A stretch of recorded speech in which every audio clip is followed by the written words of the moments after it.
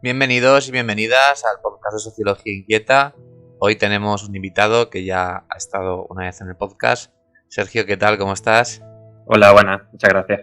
Muy bien, Me alegro de volver a verte, de volver a hablar contigo y de yo que también. hayas vuelto al podcast.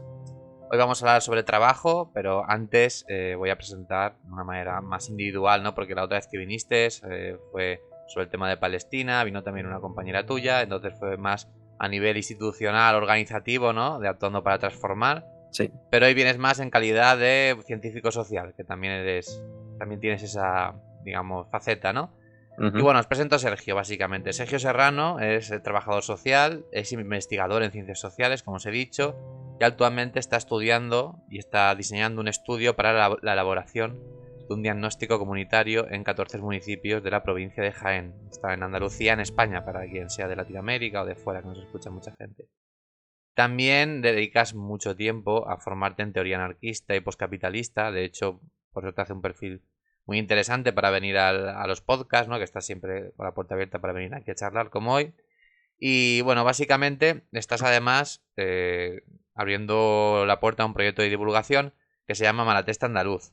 Que en principio sí. es en Instagram y bueno, llevas poquito, pero bueno, ahora si quieres nos cuentas un poquito y una vez nos des algunos matices de tu presentación si quieres, pues ya iniciamos un poco la temática que va a rondar el tema del trabajo a través de la sociología del trabajo y estas temáticas, ¿no? Ujú. Y nada, Sergio, te cedo la palabra. Vale, nada, pues muchas gracias por invitarme otra vez. Yo la verdad que también tenía ganas, llevamos un tiempecillo hablando de la posibilidad de juntarnos otra vez y encantado, la verdad de que al final ya hemos sacado hueco prácticamente en la víspera de la fiesta, pero genial, yo aquí encantado. Y nada, sobre la presentación nada que decir, has dicho todo lo que hacía falta y ya está sobre el proyecto este, si quieres ya lo hablamos más al final, cuando ya le hemos tratado el tema que nos toca. Lo dejo por encima. Muy bien, genial. De todas formas, para la gente, ya sabéis que normalmente en la descripción de YouTube abajo, pues pongo los enlaces, ¿no? De las redes sociales que los invitados me facilitan, así que sin más no vais a tener ninguna complejidad. Y una vez hemos dicho todo esto, empezamos ya con el podcast, con el episodio de hoy. El concepto de trabajo moderno ha ido evolucionando a lo largo de la historia. En los primeros vestigios de la humanidad, la concepción del mismo no era ni remotamente parecida al trabajo asalariado actual. De esta manera, para entender el trabajo dentro de la historicidad de las épocas, debemos fijarnos en las propias estructuras en las que se sustentaban las relaciones sociales de las diversas sociedades que han poblado obviamente el mundo a lo largo de la historia. La semántica de la palabra trabajo, de hecho, es polisémica. Podemos usar esta palabra para remitirnos a un acto o tarea bien realizada. Por ejemplo, has hecho un buen trabajo, una frase bastante usada. También se puede hacer referencia a una tarea costosa y poco agradable. Por ejemplo, cuando decimos cuánto trabajo ha costado hacer esto. Esta última concepción tiene relación con un origen etimológico, con el origen etimológico del término, que se remonta a la palabra proveniente del latín tripalium. El tripalium era una herramienta que se utilizaba para atar a los caballos y bueyes con la intención de poder herrarlos. Además, también era usado para torturar a esclavos, siendo el sentido mismo de la palabra causar dolor o atormentar. Es decir, en la época romana, lo relacionado con el trabajo tenía connotaciones claramente negativas. Se percibía como un sufrimiento, un trabajo forzoso, y cabe recordar, de hecho, que la mayoría de tareas productivas en la época romana y griega o la llamada época antigua la realizaban los esclavos, ya que eran sociedades esclavistas. De esta forma, bueno, como nombramos, ¿no? Pues Grecia, Roma, Egipto, son sociedades, o eran sociedades en la antigüedad, mejor dicho, que se sustentaban bajo una organización social que se dice comúnmente como esclavismo, ¿no? Sí que es cierto que con la llegada de la Edad Media, las relaciones amo-esclavos, sobre todo en algunas partes del globo, cambian y surge toda esa relación que se llama de servidumbre. Básicamente, en este sistema los siervos se encontraban en diferentes grados de servidumbre respecto a los primeros, a cambio de tierras y de protección. Los después hubo una transición por muchos motivos, aquí en el podcast le hemos tocado bastante, ¿no? La revolución industrial, cambio histórico, lucha de clases interna, y surge el capitalismo con nuevas clases sociales, la burguesía y el proletariado. En este caso, la burguesía tiene el poder y por lo tanto el control de los medios de producción y también es, digamos, la pieza angular que organiza el trabajo dentro de la sociedad capitalista. Por otro lado, el proletariado, la clase trabajadora, más entendida actualmente así, pues bueno, básicamente somos las personas asalariadas, aunque hay muchos matices aquí ahora, ¿no? De autónomos, tal, porque la diversidad dentro de la división social del trabajo se ha complejizado mucho, pero básicamente seguimos en esa dualidad actualmente, ¿no? De dos clases sociales. Esto nos dice que el trabajo, ni mucho menos, es algo placentero, o no tiene por qué serlo, ni es una identidad o tiene que formar parte de nuestra identidad como algo vital, y quizá simplemente nos relacionamos con el trabajo porque somos animales que tenemos una técnica, una tecnología, tenemos la capacidad de producir, y a lo largo de la historia se han tejido muchísimas relaciones sociales diferentes a lo largo del trabajo, pero siempre supeditadas a la lucha de clases o a las clases sociales. Sería esto lo típico que nos cuenta el materialismo histórico. Y con esta breve introducción ya pasamos, Sergio, a que nos comentes bastantes cosas, porque vas a traer algunos autores muy interesantes que básicamente englobaría en todo aquello que se llama la sociología del trabajo. Ujú. Pues sí, de hecho, bueno, has comentado tu cosa muy interesante, que es como el propio trabajo, en las distintas fases o de las distintas sociedades que has mencionado muy por encima, cómo se ha ido resignificando, pero más ha habido una resignificación que ha sido, por supuesto, también ha sido material en muchos sentidos, pero en otros muchos ha sido más semántica que otra cosa, en el sentido de que de la esclavitud a la servidumbre hay efectivamente unos cambios que son materiales, pero como bien has descrito, hay una relación de poder que prácticamente no se modifica, sino que lo que se modifica son una serie de sistemas de valores que eran predominantes en la época por parte de una clase social hegemónica o dominante, y cuando llega la burguesía empieza a haber una serie de sistemas de valores que son los que constituyen el trabajo de una manera muy específica y empiezan a explotar a la clase trabajadora de una manera muy concreta y propia de la época, provocada como he comentado, por la revolución industrial, bueno, por toda la llegada de una serie de cuestiones que hacen que la clase trabajadora como categoría empiece a funcionar de una forma muy específica en la sociedad, ¿no?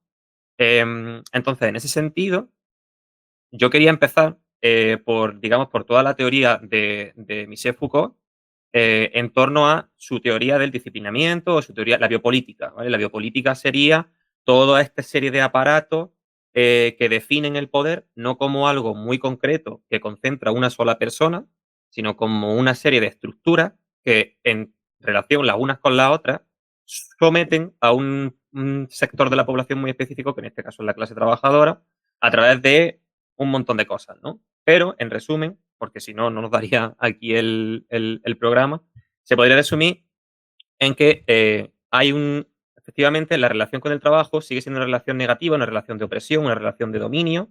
em, y esa relación de dominio, esa percepción negativa del trabajo, o esa relación desde la negatividad con el trabajo, se mantiene durante mucho tiempo hasta la actualidad, que aunque es cierto que en muchos entornos laborales o en muchas formas de trabajo se sigue manteniendo de esa manera. De hecho, por ejemplo, en las aulas, en los institutos, en los colegios, se nos sigue socializando de una manera que está muy enfocada a un tipo de trabajo muy específico, ¿no? Las aulas están configuradas de una forma que los estudiantes llegan allí, se sientan, tienen una autoridad delante, que es la que les habla, la que les explica, la que les aprenden una serie de normas de estar en el sitio y de ser productivos en el sitio. Y entonces eso luego lo extrapolan, que duda cabe, al trabajo, a su entorno laboral. Entonces, de alguna manera, hay una institución, que es la institución educativa, que en muchos sentidos sigue funcionando al estilo biopolítico que definía Foucault. Pero sí que es cierto también que con la aparición de las nuevas tecnologías, las redes, las formas de producción digital, etcétera, lo que ahora se está llamando cibercapitalismo, también está habiendo una resignificación del trabajo en ese sentido, porque están surgiendo otro tipo de tareas que son rentabilizables, que se están convirtiendo, que están apareciendo trabajos nuevos, ¿vale? Pero también está habiendo una resignificación del discurso en torno al trabajo, en el que la explotación está dejando de ser algo negativo y algo que hace otra persona o una empresa sobre nosotros, a algo que hacemos nosotros y nosotras sobre nosotros mismos. Que esto sería el paso que ahora es un filósofo que está muy de moda, ¿no? Porque le han dado el premio Asturias, etcétera, que es Byung-Chul Han, habla del paso de la sociedad del disciplinamiento a la sociedad del rendimiento, ¿no? Que realmente tampoco es un cambio muy sustancial, como hablábamos antes, entre esclavitud y servidumbre, y trabajo asalariado. Es simplemente un cambio semántico para definir lo mismo o para referirse a lo mismo. Es decir, sigue habiendo, evidentemente, una clase social dominante, que es la que somete a la clase trabajadora, pero lo hace a través de una resignificación del trabajo y una resignificación del sistema de valores asociado al trabajo, que reformula el discurso de tal manera que hace que nos reidentifiquemos otra vez con la misma tarea y con la misma forma de hacer las cosas. Y en este caso, iría a una positivización de la explotación, es decir, ya la misma situación material se define de una forma que es positiva, entre comillas. Es decir, tú ya lo haces desde el goce, desde la autorrealización, desde el desarrollo personal, se han inventado todos estos términos, ¿no? Estas neolenguas, ¿no? Este neolenguaje, ¿no? Neoliberal, en el que básicamente estamos definiendo situaciones de explotación y situaciones de dominio, pero lo estamos haciendo de una manera positiva, de tal manera que parece una libre elección, cuando realmente sabemos que no lo es. Entonces, bueno, no sé si quieres que comentemos esto en particular o si quieres que salte hacia otra cosa. Tú si quieres me vas preguntando. Sí, nada, te comento, ¿no? Pero sobre todo las dos preguntas que tenía, pero luego hablaremos más cosas. Para empezar y comentarte, ¿no? Que estoy muy de acuerdo. Creo que Foucault en este sentido, bueno, tiene una obra visionaria. A nivel analítico, todo lo que has comentado de la biopolítica es claro, ¿no? Como sigue operando en ciertas maneras y además conceptos que hoy no tocaremos, ¿no? Pero que se han tocado, por eso lo comento, ¿no? Como la necropolítica, digo que se han tocado en el podcast, pues surgen también o están muy ligados a cómo la biopolítica está, digamos, tomando forma, o una forma que ya la tenía, pero digamos que esa forma se convierte en hegemónica o en más común dentro de todo un aparato represor del capitalismo que se está convirtiendo, pues básicamente, pues está dentro de unas inercias, ¿no? Que tienden a, bueno, apretar los grilletes de la clase trabajadora, por decirlo de alguna manera, y no tanto la nuestra, porque estamos en el norte, ¿no? En el llamado norte global o como queramos entender, sino más en el subglobal. Luego, además, comentar lo que has dicho, ¿no? De Byung-Chul Han y, bueno, aquí hay como muchos filósofos hablando de lo mismo, quizá con diferentes términos. Me viene a la cabeza Fisher también, ¿no? Cuando habla de la También. hedonia depresiva, etcétera, etcétera. Que es básicamente cómo nos relacionamos con una realidad actual donde dos cosas, ¿no? Yo creo fundamentales. La concepción o la autopercepción de pertenecer a la clase trabajadora se ha difuminado y además se ha abrazado todo eso que tú comentas de la neolengua o estos términos no neoliberales, que básicamente es, bueno, el efecto cultural que tiene vivir en el realismo capitalista, ¿no? Una hegemonía tan Sí. bestia a nivel material del capitalismo, de las empresas y de la clase capitalista sobre nosotros, que llega un momento que hemos naturalizado toda una serie bueno, de pastiche discursivo que luego cuando lo analizas te entra hasta risa, ¿no? Porque parece una Claro. especie de sátira. Bueno, estoy aquí trabajando 40 años y aún así me están hablando de, bueno, de que si tengo, que si la familia, que si la empresa es una familia o si ya me entendéis, ¿no? Todo esto. Exacto. Que es bastante, pues, bueno, llamativo, por decirlo de alguna manera suave. Y luego, además, interesante, ¿no? Y aquí ya te lanzo la pregunta pues, sobre el tema del cansancio, porque sí que es cierto que creo, y esto además algunos autores ya lo empiezan a decir, y me parece interesante, ¿no? De que toda esta ficción se empieza a resquebrajar actualmente. O sea, sí que es verdad que ha funcionado a todo motor, ¿vale? Pues eso, sobre todo en décadas pasadas, ¿no? Fisher escribe su libro en 2008, en la crisis subprime y tal, ¿no? Y hasta 2020 quizá, ¿no? Que llega la pandemia, incluso con todo el caballo cabalgando durante las contradicciones de la crisis, sigue con esa cultura neoliberal, pero actualmente parece que se está resquebrajando, ¿no? Yo creo que por bastantes cosas, pero sobre todo porque la precariedad a las generaciones jóvenes, pero en general a toda la clase trabajadora, está acechándole cada vez más, ¿no? Hay muchos sociólogos que hablan sobre el término de precarización o proletarización, básicamente, es decir, la clase trabajadora antes tenía más matices y por eso incluso en Occidente nos atrevíamos a hablar de clase media, pero sin embargo actualmente, ¿no? Ese proceso de proletarización lo que hace es que la precariedad está uniendo cada vez más a la clase trabajadora mundial en condiciones materiales, quiero decir. Ojo, obviamente aquí vivimos en una vida de lujo comparado con alguien de clase trabajadora que vive en África o que vive en un país, pues eso, con unas problemáticas porque ocupa una posición de subordinación frente a otros países capitalistas como estamos nosotros en España, ¿no? Que estamos Ujú. en el centro, básicamente, ¿no? Capitalista e imperialista.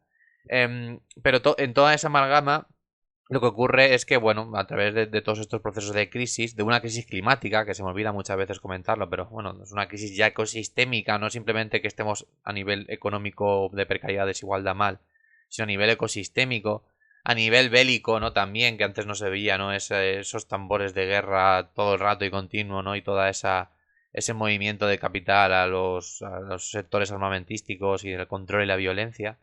Todo ese contexto que estoy intentando como resumir, ¿no? A grandes rasgos, entronca también en una especie de aumento del cansancio. De hecho, Byung-Chul Han habla de la sociedad del cansancio, pero Fisher habla del realismo capitalista, de la atonía depresiva, etcétera, etcétera, ¿no? Todo el tema del malestar, básicamente, ¿no? Sí, Psicosocial, político, desafección política. Aquí además entran sobre todo nuevas neolenguas quizá más peligrosas, ¿no? Ya no nos quedamos solo en, bueno, en el coach motivacional y, bueno, sé tú mismo, carpe diem y esfuérzate, sino que ahora entramos ya en discursos hiperindividualistas, competitivos, agresivos, incluso fascistas abiertamente, ¿no?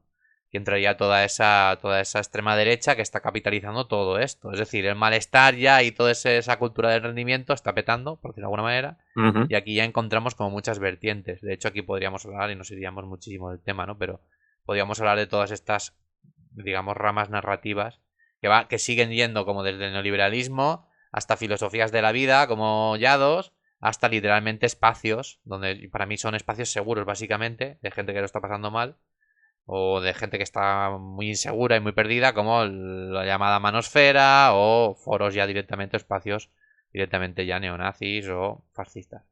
ujú. Entonces, aquí simplemente te lanzaba, ¿no? Todo este órdago, porque es un órdago más que una pregunta, ¿no? De cómo el cansancio y todo eso que has comentado ahora, pues es una piedra angular. Y eso nos lleva a la lucha que tenemos actualmente, que es resignificar el trabajo. Desmercantilizar, relacionarnos con el trabajo de manera diferente. Luego te comentaré una cosa, ¿no? Sobre la posibilidad de esto, cuando quizá contestes a esto por no decirte más cosas. Pero no sé qué opinas tú al respecto, porque creo que, por ejemplo, cosas como el tema de la jornada laboral, reducir la jornada laboral, parecen cosas como minoritarias, pero entroncan en todo esto, que es bueno, vamos a vivir de manera Sí, diferente en realidad, ¿no?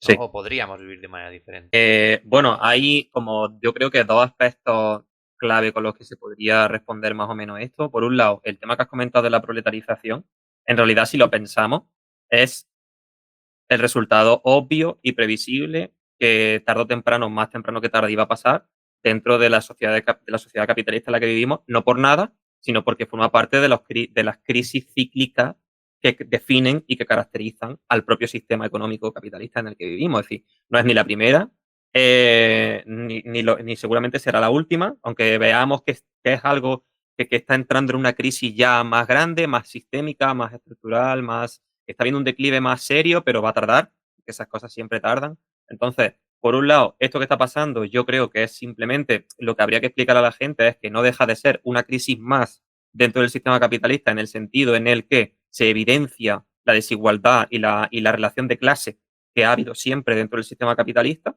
y que todo lo que se ha dicho hasta ahora en los últimos 40 años, los últimos 40 50 años, en relación al trabajo y en relación al cómo nos organizamos socialmente, era una burbuja, era una mentira y básicamente lo que se está viendo ahora es la evidencia de lo que siempre ha sido nuestra relación dentro del sistema capitalista, que es una relación de opresión, una relación de explotación, una relación de generación de desigualdad cada vez más grande, precisamente por lo que tú comentas de esta crisis ecosistémica, cada vez hay menos recursos, cada vez hay, claro, como hay pocos recursos, se tiene que reinventar la forma de rentabilizar el propio sistema en el que vives. ¿Cómo se rentabiliza?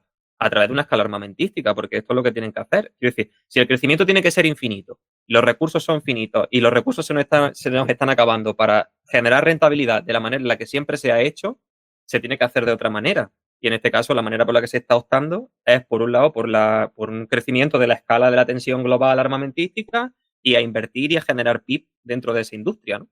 Y, por supuesto, con las consecuencias que eso tiene, que es todo el desarrollo de lo que tú has comentado así por encima de este estado policial global, cada vez más represor, etcétera. Y que realmente todo está relacionado. Pero bueno, por un lado estaría eso, esta cuestión de la proletarización, que más que ser algo novedoso, es algo que ya conocemos. Y luego, por otro lado, ¿por qué la gente está cansada? Bueno, pues porque, mira, yo creo que un asunto central también, aparte de todo lo que tiene que ver con la vida material de la gente, que cada vez está peor y cada vez está más empeorada, porque eso realmente te hace estar cansado, pero no te hace politizarte en favor de la clase trabajadora. Que este es el asunto, yo creo, en cuestión, ¿no? Entonces, yo creo que otro motivo central tiene que ver con justamente lo que decía Graeber, que es que dentro de todo este discurso de la sociedad del rendimiento, en el que ser productivo era equivalente a dignificar tu vida, tu existencia a base de tu productividad, a base de tus logros, etcétera, todo eso se está resquebrajando porque en el fondo la gente está percibiendo no solo que sus vidas están empeorando materialmente, sino que muchos de los trabajos que realizan no tienen sentido. De hecho, Graeber habla en el libro de Trabajos de mierda, tiene una frase que prácticamente cito literal, no exactamente literal, pero es que nuestras economías se están convirtiendo cada vez más y a pasos agigantados en máquinas de producción de sinsentidos. Y claro, la gente se está dando cuenta de eso. De hecho, él también comenta que el malestar que genera un trabajo sin sentido es un malestar mucho mayor que el que te genera un trabajo que pueda ser físicamente exigente o cognitivamente exigente, que te demande mucho esfuerzo, muchas horas, porque sea un trabajo esencial, del motivo que sea. Ese desgaste no te genera el mismo malestar ni de lejos que el estar 40 años de tu vida realizando un trabajo que en el fondo sabes que no tiene sentido y que no aporta nada desde el punto de vista del bienestar de la población. Que este yo creo que es otro asunto importante, ¿no? El cómo abordamos nuestra actividad productiva a través de la técnica, esto que hemos llamado trabajo, que cuidado, habría que ver también a qué llamamos trabajo, porque lo que históricamente se ha ido llamando trabajo, cómo se han analizado los cambios en la relación productiva, etcétera, ha tenido que ver en realidad con actividades productivas que estaban mucho más ligadas al desarrollo tecnológico o al desarrollo. Quiero decir, todo lo que tiene que ver con los cuidados, con la atención y con el bienestar de la gente, cuidar del bienestar de las personas, eso no se ha considerado trabajo hasta hace muy poquito tiempo. Todo lo que tiene que ver con por eso se hace una distinción terminológica entre actividad productiva y actividad reproductiva, ¿no? Todo lo que sucede en el hogar no se considera trabajo y no se ha considerado trabajo nunca. Pese a ser un elemento central y clave, capital, que además han desarrollado las mujeres históricamente, para el desarrollo de esos otros trabajos y de esos otros empleos que sí son beneficiosos desde un punto de vista económico y que sí están considerados, tienen, tienen un alto estatus social dentro del sistema capitalista que se han podido desarrollar gracias a eso, que eso es otra cosa que Graeber habla de la mierdificación de trabajos esenciales, ¿no? Como cómo se está justamente poniendo en un pedestal trabajos en los que nadie sabe realmente lo que hace, ¿no? El típico coordinador estratégico de la empresa y este tipo de puestos que no sabe exactamente qué sentido tienen ni lo que hacen, pero que ganan un pastizal. Y paralelamente, todo lo que son trabajos esenciales desde el punto de vista del bienestar de la población están cada vez más, están sufriendo un detrimento social, ¿no? Están cada vez peor vistos, peor pagados, con peores condiciones, etcétera. Entonces, claro, yo creo que eso explica de manera bastante clara por qué la gente está cada vez más cansada, ¿no? Por un lado, todo lo que tiene que ver con este sistema de ideas, este sistema de valores que se nos habían vendido en torno a la producción y en torno al rendimiento se está viniendo abajo, porque las condiciones materiales están empeorando y además muchos de los trabajos que desempeña la mayoría de la gente, porque son muchísimos trabajos, quiero decir, los trabajos más precarios, los trabajos más vilipendiados por el sistema, son trabajos que al final son los que accede digamos, la clase trabajadora es la que accede a ellos.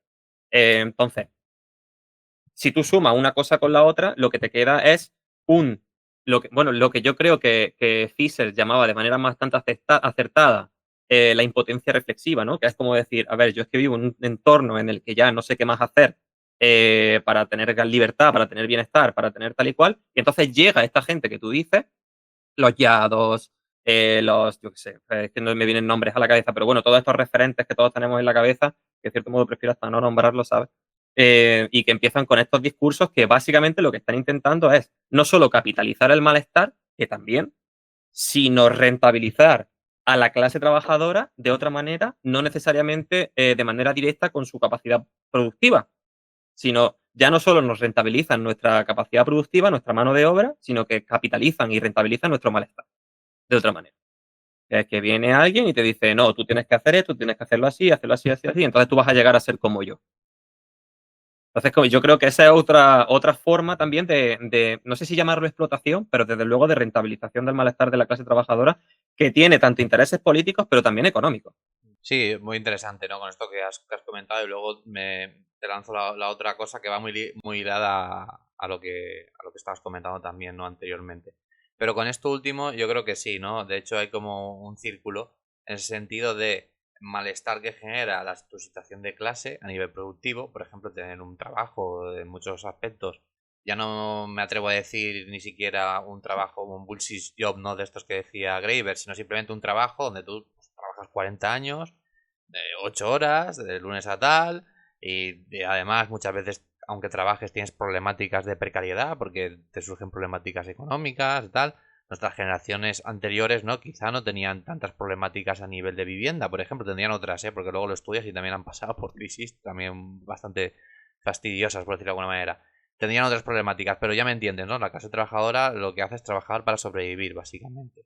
Vale, aunque nos pensemos que tal, eso es un poco la realidad de la clase trabajadora, que sí que es cierto que vivimos en un país que dentro del nivel de vida de la clase trabajadora mundial, pues vivimos muy bien en ciertos aspectos, ¿no? Comparada con, sobre todo pongo referencia con el sur global, que muchas veces se nos olvida que, bueno, la clase trabajadora en otros sitios está en situaciones prácticamente que diríamos, bueno, aquí no dudamos de que son esclavos, ¿no? Pues bueno, en realidad Ujú. formamos parte de esa clase, aunque nos pensemos que no, por, no sé, tener sanidad pública o tener educación, acceso a educación o unos servicios sociales mínimos, que es el llamado estado del bienestar, que no olvidemos que nos lo hemos ganado, ¿no? Con nuestras luchas. Tampoco es que esté a decir porque, no sé, los países occidentales sean mejores o más benevolentes, ¿no?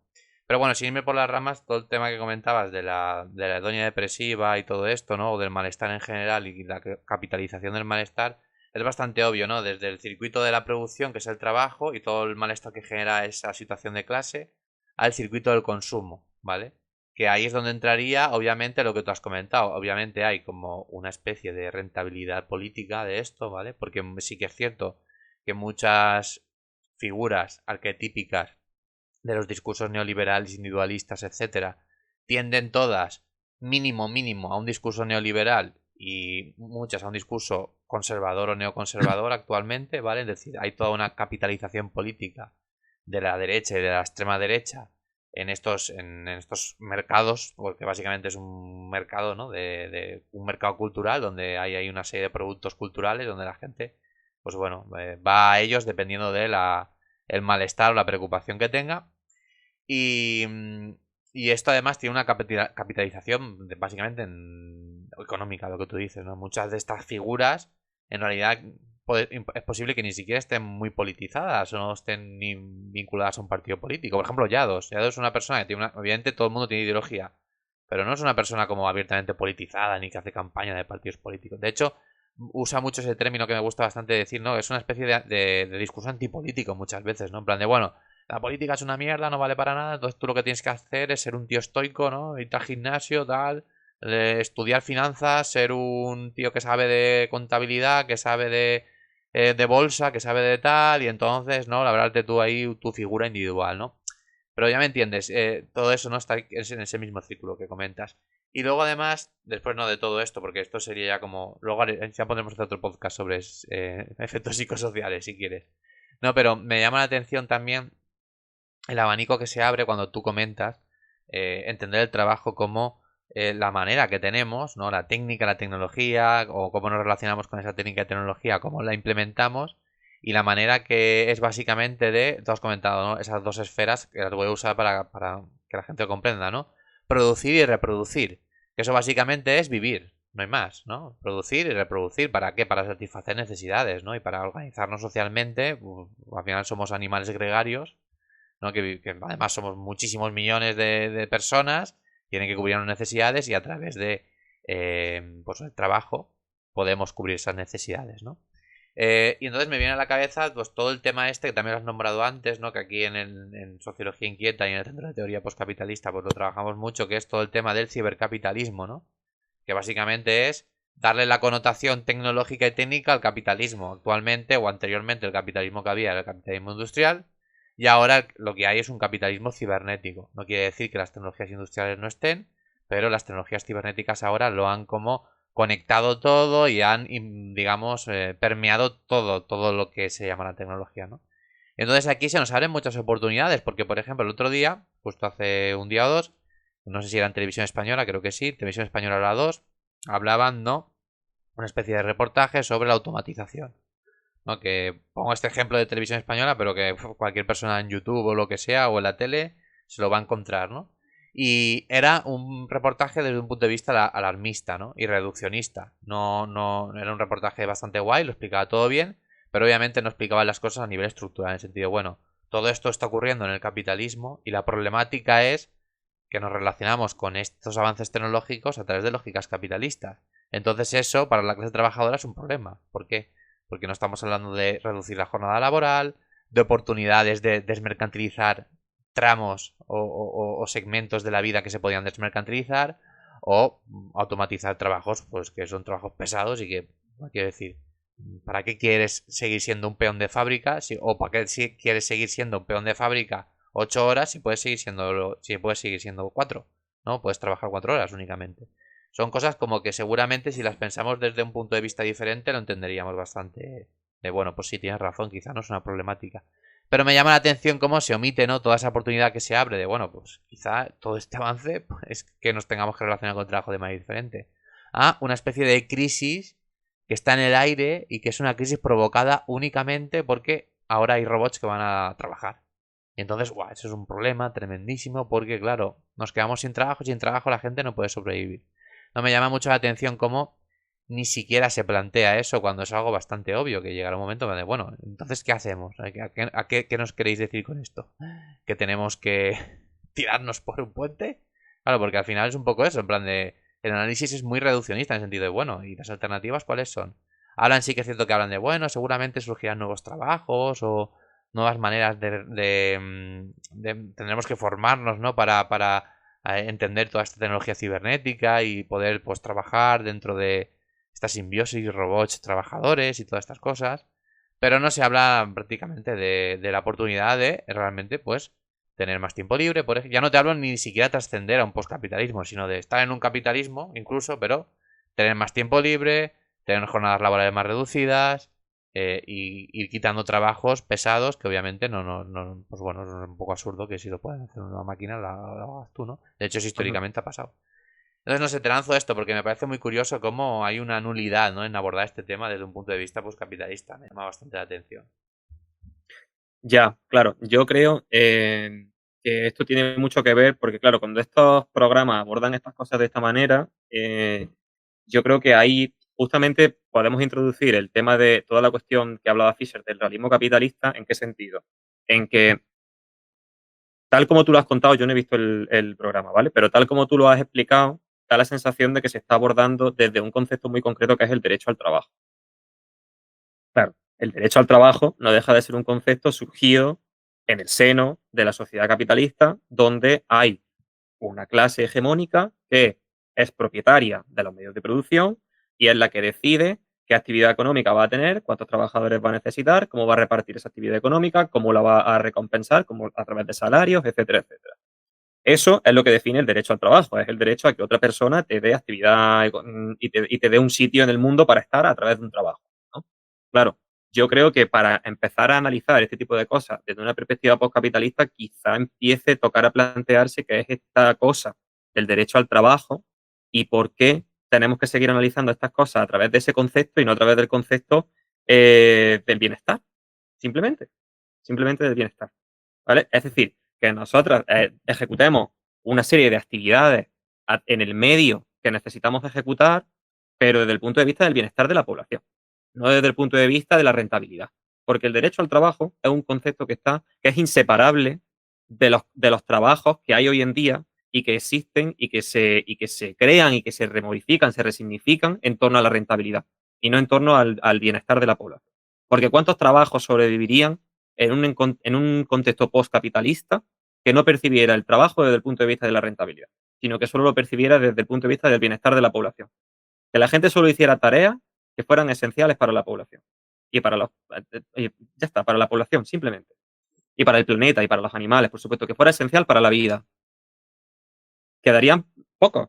Quedarían, en comparación con todos los que hay actualmente, en comparación a toda la estratificación social que hay actualmente, justamente tú lo hablabas, ¿no? Que eso, además, toda esa gama de nichos laborales que se han ido creando cada vez más amplios y cada vez más inútiles, pues también fue creando como una especie de sensación de que no había solo dos clases sociales, sino que había había más, ¿no? De que no era solo la clase trabajadora, estaba la clase media, estaba no sé qué. Todo eso eran ficciones que que la clase hegemónica se ha ido inventando simplemente para mantener las relaciones de dominio, y una de las formas de mantenerla es hacer del derecho al trabajo algo infranqueable, algo incuestionable, algo... Es que el derecho cuestionarse el derecho al trabajo implica cuestionarse el trabajo, implica cuestionarse nuestra relación con el trabajo. Porque la clase trabajadora en una sociedad postcapitalista no lucharía por el derecho al trabajo, porque sería algo que tendría garantizado en la medida en la que todo el mundo repartiría tareas y que esas tareas irían siempre enfocadas al bienestar de la población y no a la rentabilidad. Entonces, yo creo que al final este tipo de programas padecen el realismo capitalista, que era lo que comentaba al principio, ¿no? Es como su imaginario no les permite ver o pensar más allá de la propia realidad que nos vende el capitalismo. Y una de esas realidades que parecen infranqueables y que parecen incuestionables es el derecho al trabajo, con toda esta connotación que acabo de explicar. ¿Vale?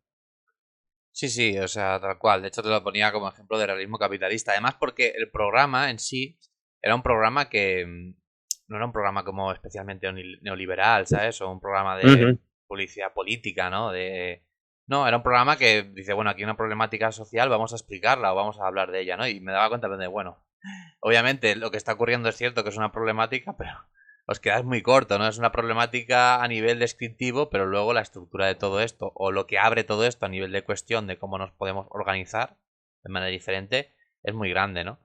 Claro, y Sí, perdón sí. Álvaro que te corte, que me acabas de recordar una cosa que no he comentado justamente contestándote, que tiene que ver con el tema de cómo tampoco en ese programa parece tocarse el asunto de que precisamente este progreso de la automatización o de la inteligencia artificial, etcétera, en realidad no nos está quitando tareas que tienen que ver con lo productivo, con lo laboral, etcétera, sino que en muchos casos lo que está reemplazando directamente es la creatividad todo lo que tiene que ver con la producción artística, que precisamente eso es lo que define al ser humano, una de las grandes cosas que define al ser humano justamente es su capacidad creadora, ¿no?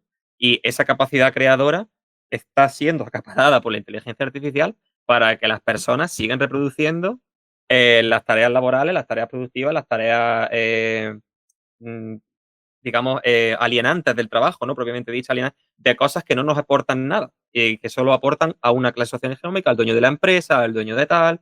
Es decir, no hacemos cosas para nosotros, no somos sujetos creadores comunitarios, ¿no? Eso es algo que también está absorbiendo la propia inteligencia artificial. Y no me da la sensación de que ese programa tampoco lo comentara, ¿no? Ni por encima. No lo recuerdo bien, pero bueno, de todas formas, si lo a lo mejor lo llega a comentar, ¿no? Por ejemplo, sí que hablaba de cómo había una problemática en ciertos trabajos que eran trabajos cognitivos, ¿no? Pues traductores, actores de doblaje, así te lo digo porque no me acuerdo exactamente, ¿no? Pero entroncaba ya con temas que se iban hacia el sector de la cultura, ¿no? Y era en plan de, bueno, es posible que sea un problema, pero yo creo que en principio no, ¿no? Porque lo que tú comentas. Seguramente es un problema que se focalice únicamente el uso en estos aspectos donde quizá pues se podría convivir, ¿no? Con la inteligencia artificial si la gente tuviera más tiempo, incluso pudiera mejorar incluso sus prestaciones creativas, ¿no? Porque yo tampoco pienso que sea como una especie bueno, de fallo a nuestra naturaleza humana, ¿no? Ya, ya.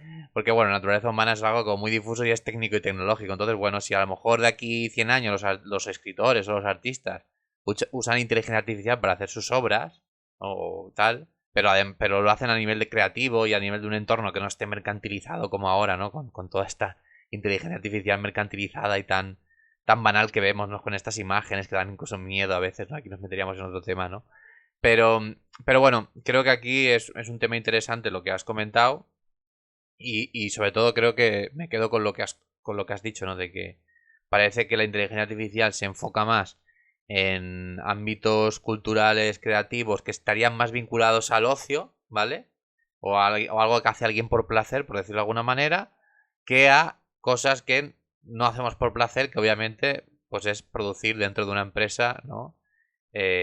Bajo las directrices de una persona o un grupo de personas, o un conglomerado financiero, o un conglomerado de empresas, que son las que nos dominan, básicamente, ¿no? Y dominan nuestra vida, ¿no?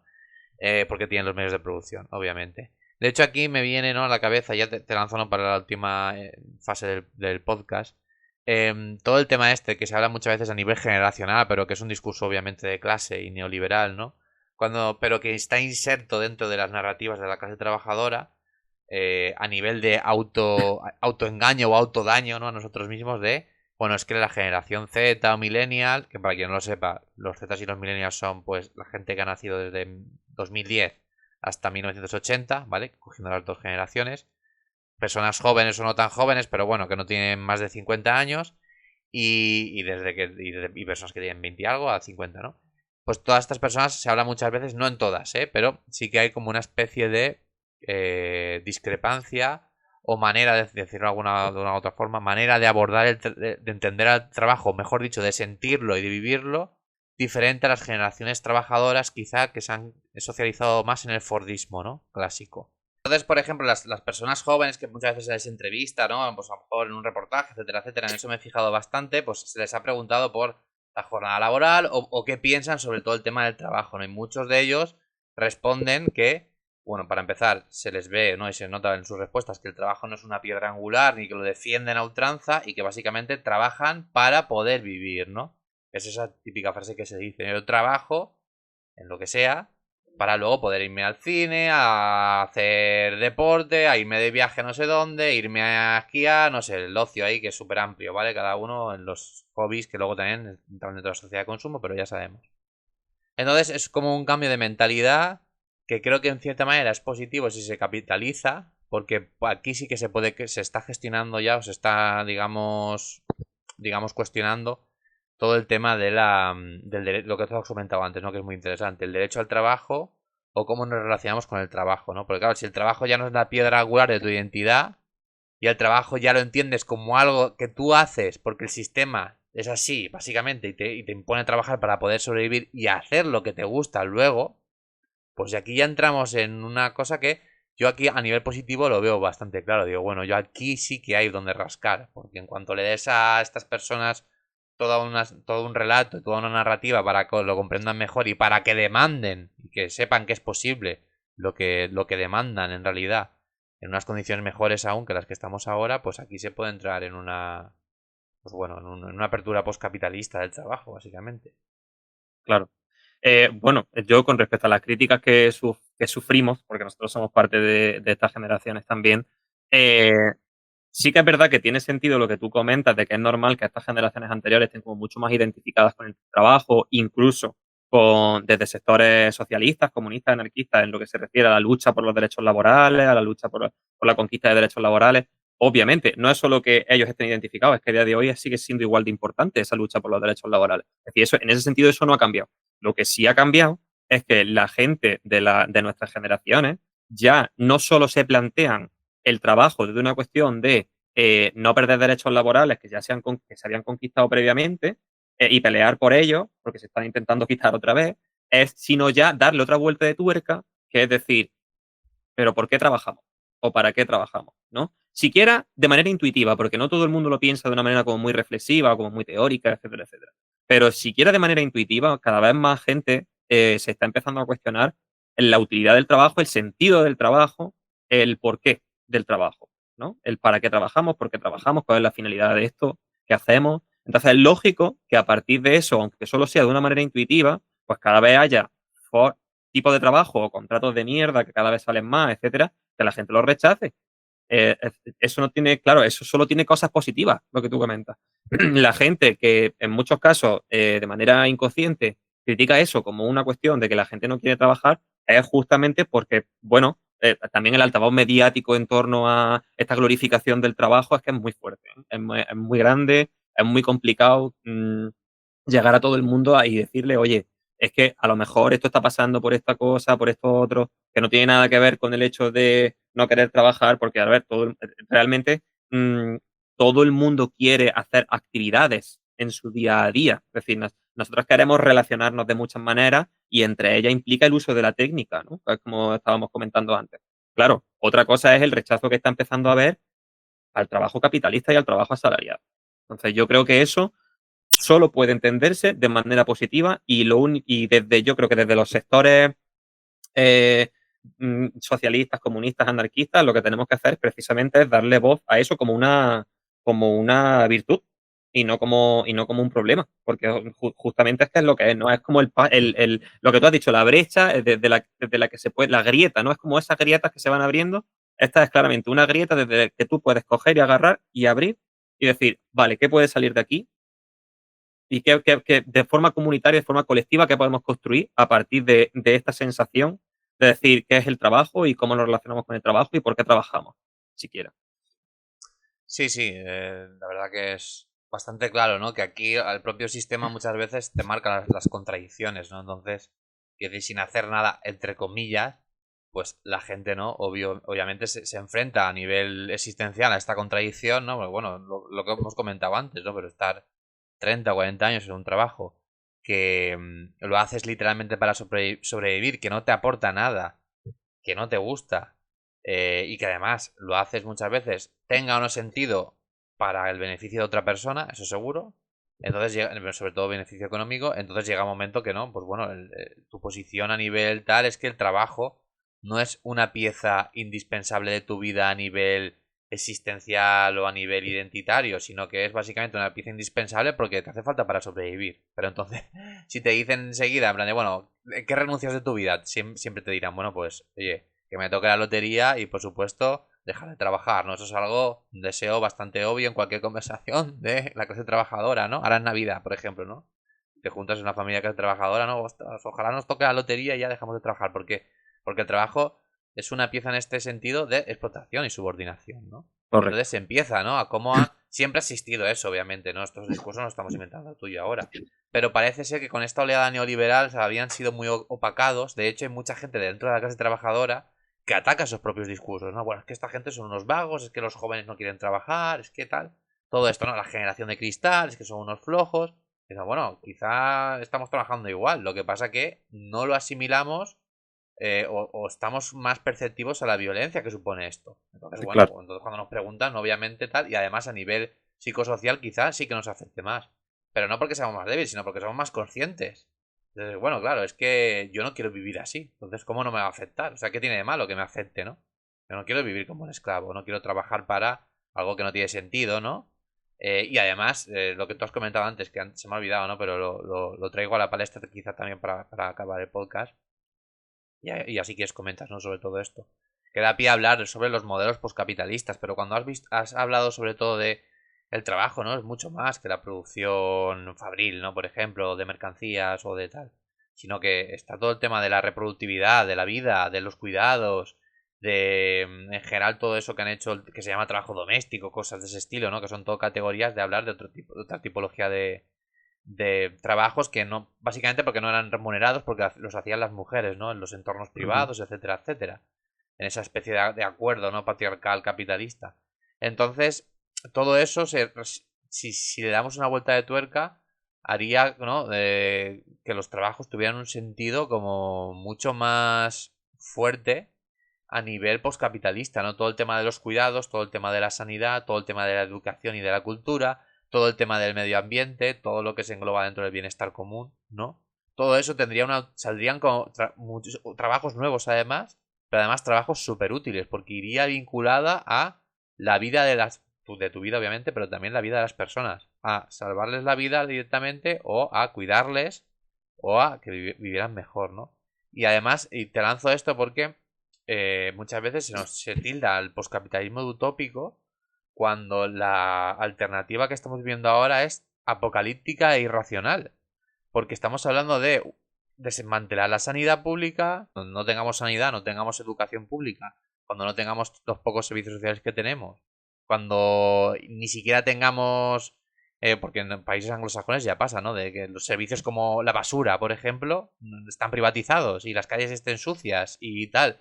Cuando nos encontremos con algo así, y solo los barrios ricos tengan los servicios básicos que tenemos ahora en todo entre comillas, ya me entiendes, están los guetos y todos los barrios precarios, pero que tenemos en gran parte de los territorios, por ejemplo en España, hablo del ejemplo de España, pues bueno, hace falta el poscapitalismo aquí. Y nada, y ahí te dejo un poco con, si quieres comentar alguna cosa en concreto, ¿no? Sí, sí. Bueno, realmente no hay nada más utópico que pensar que vamos a perdurar en el sistema en el que estamos actualmente, ¿no? Ya no es solo una cuestión a nivel de derechos, como tú dices, a nivel de garantía de acceso a cosas básicas como la sanidad, como tal, sino a nivel ya ecológico. Es que la biodiversidad va a reventar, es que los recursos del planeta van a reventar y eso va a generar una serie de cuestiones a medio plazo, más que antes decía a largo plazo, ya me da miedo decir a largo plazo porque ya no tiene pinta de que vaya a ser a largo plazo, que va a ser mucho más serio que la cuestión de si tenemos garantizado el acceso a un hospital y tal, sino va a ser ya directamente el acceso a la comida, a la electricidad, al calor, a sobrevivir a inviernos y a veranos con temperaturas cada vez más extremas. O sea, la cosa se está complicando de manera que ya no solo tiene que ver con lo que tú comentas, que también de toda esa mercantilización de todo, incluido de los servicios básicos o de los derechos básicos, sino que es que eso se está dando en un contexto en el que la falta de recursos es cada vez más notoria y eso va a ir generando cada vez más desigualdades, cada vez más problemas, cada vez más apariciones de gobiernos totalitarios, autocráticos, todo ese discurso cada vez se va a ir, si no se pone una alternativa, quiero decir, cada vez se va a ir reforzando más. Entonces, yo creo que esencialmente, como tú dices, hay que tener un discurso claro de modelo postcapitalista, que por supuesto sea horizontal, sea igualitario, y en lo que se refiere al trabajo, yo empezaría por básicamente como unas cuestiones básicas, ¿no? La primera, empezar a mandar el mensaje de que justamente la idea de trabajar menos es buena. Es decir, que hay que replantearse el trabajo en varios sentidos. En el primero, trabajar menos es bueno y esto ya no solo lo decimos nosotros porque seamos de la generación actual y tal y cual. Esto ya lo decía Kropotkin en 1892, con la falta de desarrollo tecnológico que había entonces en comparación con la que tenemos ahora, quiero decir. Y ya hablaba de que 3, 4 horas al día eran suficientes para garantizar el bienestar de la población. Imagínate, con las capacidades técnicas y tecnológicas que tenemos ahora, cuántas horas haría falta trabajar para garantizar el bienestar de la población. ¿Qué? 3 horas a la semana, como mucho, 4, y el resto a vivir y a hacer comunidad y ya está. Entonces, por un lado, eso, es señalar el trabajo como algo que hay que cuestionarse cómo lo hacemos, por qué lo hacemos, y a raíz de eso plantearse, porque claro, la recuperación de los medios de producción, que esto es algo que es por lo que se ha peleado siempre desde los entornos socialistas, ¿no? Comunistas, anarquistas, que la propiedad de los medios de producción sea colectiva, implica además decidir qué trabajo merece la pena desarrollar y qué trabajo no tiene sentido desarrollar. Es decir, no es solo coger los medios de producción de los trabajos que ya existen, sino plantearse cuáles son esos trabajos que existen y hacer de manera colectiva trabajos o tareas que entendamos que son necesarias para el bienestar de la población y nada más. Y todo lo que no sea eso, desecharlo. Es cierto que existe un conflicto porque la gente que tenemos una postura postcapitalista radical, digamos, que no buscamos reformas, sino la transición hacia una forma de organización totalmente distinta, nos genera ese conflicto de decir, ¿debería yo apoyar esto que se está diciendo sabiendo que en cierto modo está como, en cierto modo, alimentando el sistema en el que vivimos porque hace creer a la población que se puede vivir en este sistema si se toman determinadas medidas cuando la realidad es que no? Yo creo que sí, pero porque la gente necesita también tener ciertas garantías básicas materiales para poder llevar a cabo lo que en este sentido David Graeber decía, acciones revolucionarias cotidianas.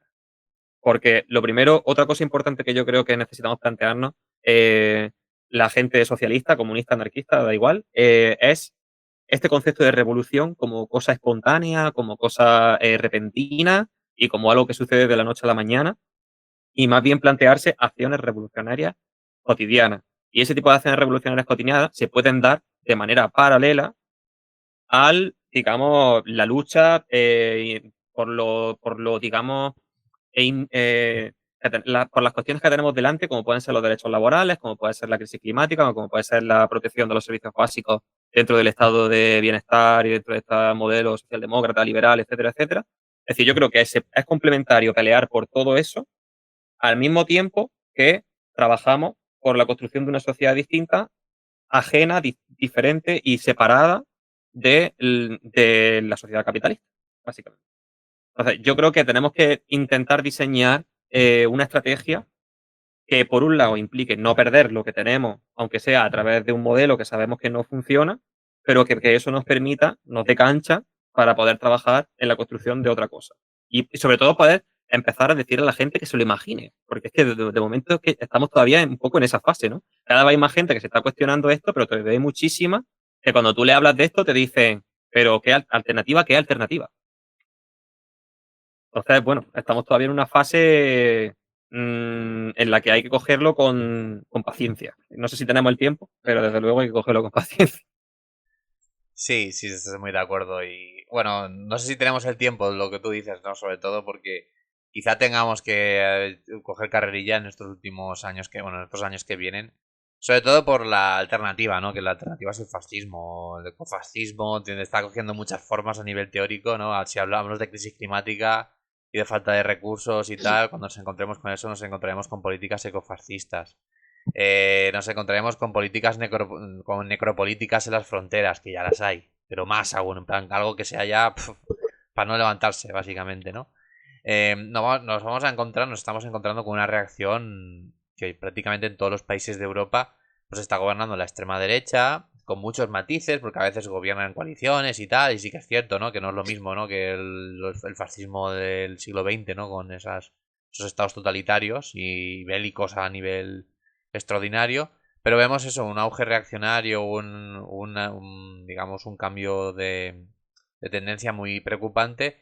De hecho, sin ir más lejos, pues los partidos socialdemócratas también se están viendo empujados a esto, ¿no? O sea, en Alemania la socialdemocracia está apoyando a todo el tema del servicio militar obligatorio. O sea, quiero decir, estamos ya mirando en unas... Y nos vamos a encontrar también con que el sur global cada vez va a ser más grande. Esto es algo que ya está pasando. De hecho, antes has comentado varias veces la diferencia que hay entre los países occidentales con el sur global, etcétera. Si quieres, esto ya lo comentamos como última cosa, porque no quiero dejarlo sin comentarlo. Yo creo que ya hay regiones de Europa y de Occidente donde se puede empezar a hablar de dinámicas similares. Evidentemente, no es comparable todavía cómo se vive en un sitio, cómo se vive en otro y las condiciones y demás, porque aquí es verdad que tenemos ciertas cosas que están garantizadas todavía, pero aquí, sin ir más lejos, en España tenemos el campo de recogida de fresas en Huelva, que eso prácticamente eso es esclavitud, pura y dura. Y además es una esclavitud llevada a cabo sobre todo por mujeres que viven en chabolas, que son violadas, que sufren un montón de violación de derechos humanos que no se está prácticamente mencionando y que eso cada vez va a suceder en más sitios. Desde luego en Andalucía ya está pasando. En Andalucía ya está pasando. Entonces yo incluso ya pondría en duda si España si el Estado español en su conjunto ya está siendo garantista de todo esto en todas las regiones.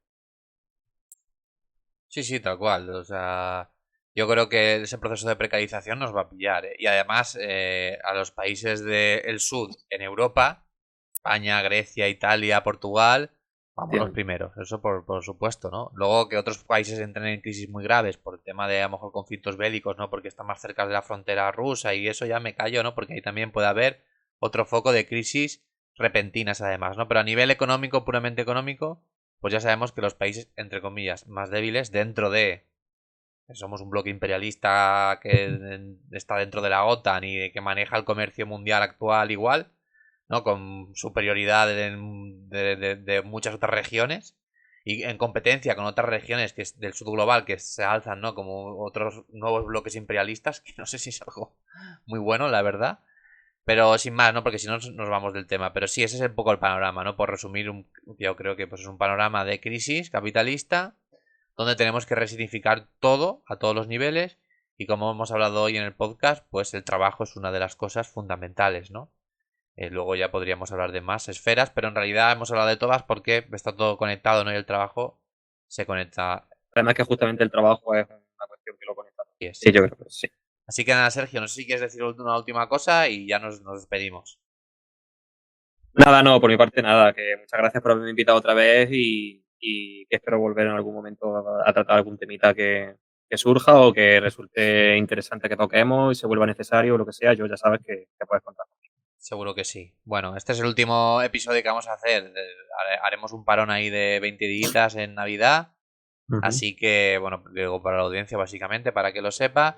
Pero vamos a estar ahí atentos también a las redes, así que podéis dejar comentarios, sugerencias, qué os ha parecido el episodio, lo que opináis, etcétera, etcétera. Dejaré el Instagram de Sergio, ¿vale? Para que podáis también seguirle y si queréis comentar alguna cosa, por también estará encantado. Así que nada, un saludo, hasta luego. Hasta luego.